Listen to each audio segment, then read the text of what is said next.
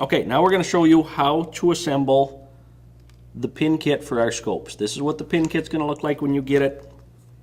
Here's our scope. When you assemble the pin, you are going to find that you have to take the lens out because the pin will hit the lens as you're trying to screw it in. The other thing you might run into is the level getting in the way. We will find out if that's the case on this one. We're going to take out the pin, and we also have 3 hoops that are going to come in a separate container, and I'll show you what those are for in a second.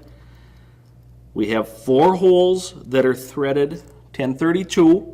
You can choose to run the pin in any of the 4 holes. If you run it in one of the holes by the level, you might have a problem with the pin hitting the level, so it can't go in.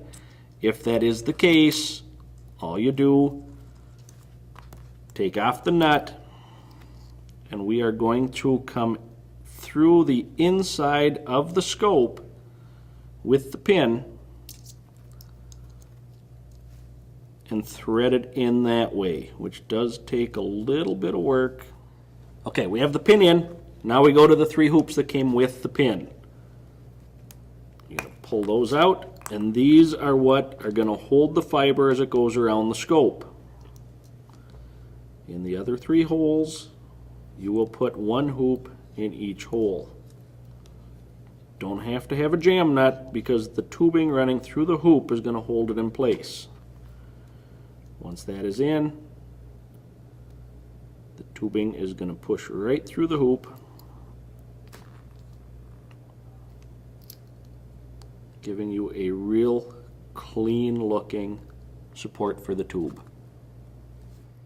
If you are not going to run a light hooked up to the other end of the fiber, on the smaller scope housing, what works best is actually bring the fiber back up through